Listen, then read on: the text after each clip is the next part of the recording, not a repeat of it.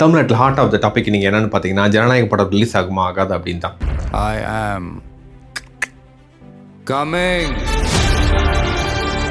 அதோட இன்னொரு முக்கியமான விஷயம் பார்த்தீங்கன்னா, ஜனநாயகத்தோட வியூஸும் பராசக்தியோட வியூஸும். ஏன்னா இப்போ பார்த்தீங்கன்னா ஜனநாயகம் பராசக்தி அதை காம்படிஷன் மாதிரி கிரியேட் பண்ணிட்டு இருக்காங்க. ஆனால் அது கிரியேட் பண்ணப்பட்டது தான். இது உண்மை கிடையாது. நல்லா நம்ப வச்சு மோசம் பண்ணிட்டாங்க வேறையவா. இது எப்படி நான் கண்டுபிடிச்சேன் பார்த்தீங்கன்னா, யூடியூப்ல எப்படியுமே வியூஸ் பார்த்தீங்கன்னா ஆர்கானிக், இன்ஆர்கானிக் அப்படின்னு டைப் இருக்குது. அது ஆர்கானிக்னா நீங்கள் ப்ராப்பராக வந்து புஷ் சிஸ்டம் அல்காரிதம் மூலிமா புஷ் பண்ணி ப்ராப்பராக யூசர் வந்து வியூ பண்ணி அதில் வர வியூஸு.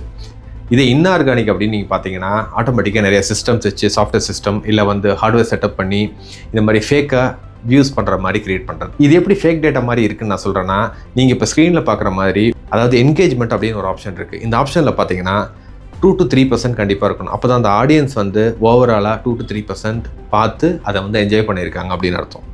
இதே பார்த்தீங்கன்னா நான் பராசக்தி வீடியோ நீங்கள் எடுத்து காமிக்கும் போது இதில் வந்து less than 1%. ஸோ ஆடியன்ஸ் யாருமே பார்க்கல, ஜஸ்ட் சாஃப்ட்வேர் சிஸ்டம் இல்லை ஹார்ட்வேர் செட்டப்பை போட்டு ஃபேக் பண்ணி அதை வியூ வர வரைக்கும் மட்டும் அதை வந்து ப்ராசஸ் பண்ணி வியூஸ் கொண்டு வந்திருக்காங்க. ஸோ இதுதான் ஒரு முக்கிய காரணம். அது இல்லாமல் இதோட கிராஃப் பார்த்தீங்கன்னா நானுமே இந்த மாதிரி 2 வீடியோ பண்ணியிருக்கேன். வேறு வழி இல்லாமல் கூகுளுக்கு நான் பே பண்ணதுனால அந்த அமௌண்ட்டு காலி பண்ணுறதுக்காக நான் வந்து ஸ்பான்சர்ஷிப்பில் ரன் பண்ணேன்.